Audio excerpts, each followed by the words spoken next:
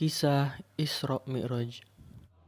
Kisah ini bermula di salah satu kota Haramain, Mekah. Kota di mana peradaban Islam dimulai saat setelah Rasulullah terpuruk dalam kesedihan karena meninggalnya sang paman Abu Thalib dan sang istri tercinta Khadijah dalam waktu yang sama.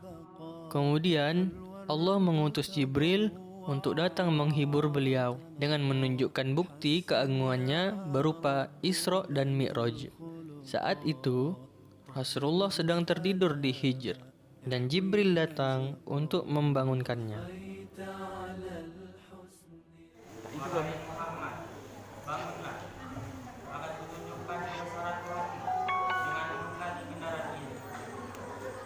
Rasul pun terbangun dan mereka memulai perjalanannya dalam waktu 1 malam dari Masjidil Haram ke Masjidil Aqsa dan menuju Sidratul Muntaha. Seperti yang Allah firmankan dalam surat Al-Isra ayat 1.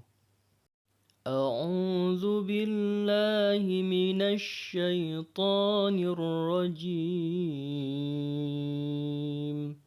Bismillahirrahmanirrahim. Subhanalladzi asra bi'abdihi laylan minal masjidil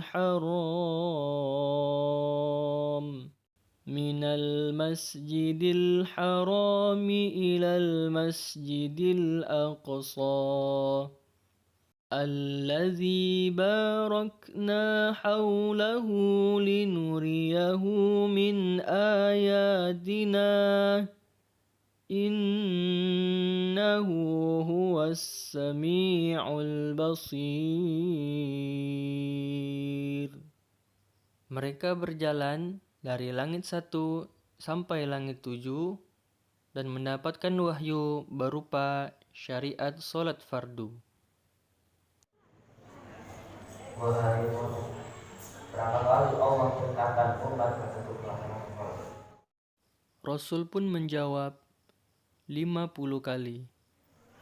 Ya Muhammad, kembalilah kepada Allah dan mintailah perlindungan, karena umatmu akan keberatan melakukan sholat 50 kali dalam sehari. Maka kembalilah Muhammad dan Jibril kepada Allah sampai beberapa kali.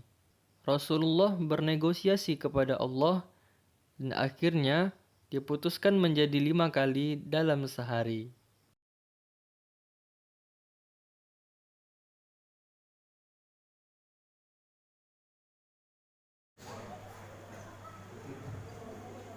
Wahai Muhammad, kembalilah kepada Allah dan mintailah dengan kembali, karena umatmu yang sekarang akan keberatan melakukan sholat 5 kali dalam sehari.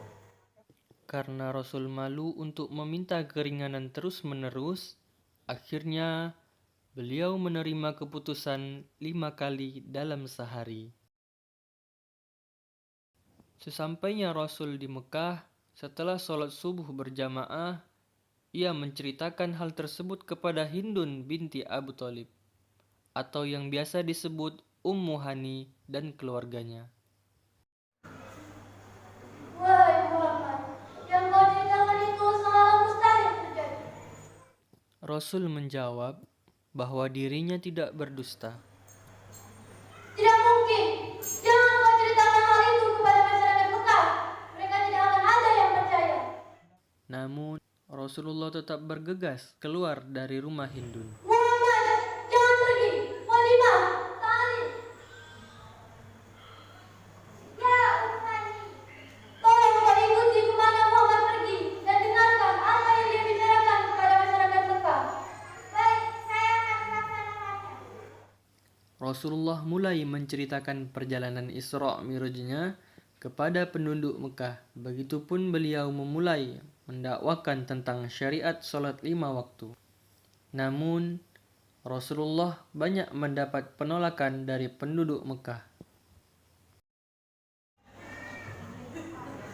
Wahai Ibnu Abdullah. Tidak mungkin kau berjalan sejauh itu dalam waktu 1 malam. Mustahil itu. Baitul Maqdis kan jauh di sana, butuh waktu duluan sampai sana. Lihat bukan ini, menjadi mudah gara-gara momen itu. Begitulah penolakan dakwah yang Rasulullah rasakan, terutama setelah wafatnya sang paman dan istrinya. Karena tidak ada lagi orang terpandang penduduk Mekah yang melindunginya. Mendengar kabar bahwa banyak muslim yang tidak percaya dengan Rasulullah, Abu Bakar bergegas bertanya kepada Rasulullah. Ya Muhammad, apakah benar melakukan perjalanan ke Baitul Maqdis pada malam itu? Rasul menjawab, "Ya, benar." Kalau begitu, ceritakanlah kepada ciri-cirinya, karena aku dulu pernah mengunjunginya.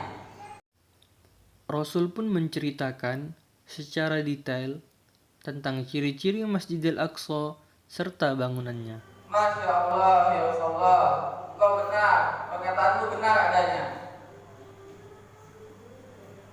Tidak ya Abu Bakar, kami tidak akan percaya dengan hal itu. Ya Rasulullah, berikanlah kami bukti yang lain ya Rasulullah. Rasul menceritakan tentang sebuah kabilah yang beliau temui saat perjalanan. Dan saat mereka tiba, mereka dimintai kesaksian dan benar seperti yang Rasul sampaikan. Masya Allah, Allah Akbar, Allah Akbar. Engkau tidak pernah berdusta ya Rasulullah.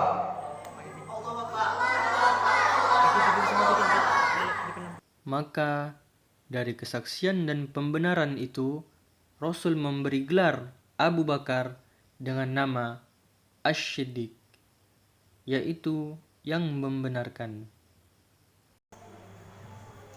Wahai umat muslim, wahai saudaraku, wahai penduduk Mekah, aku bersaksi bahwa Rasulullah benar adanya. Aku bersaksi bahwa Rasulullah utusan Allah.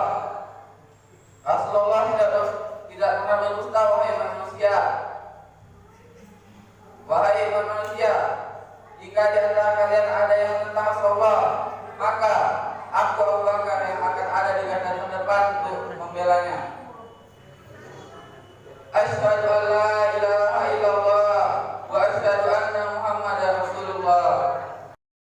Dan dari syariat itulah akhirnya umat Islam menjalankan sholat 5 waktu dalam sehari dan merupakan rukun Islam yang kedua.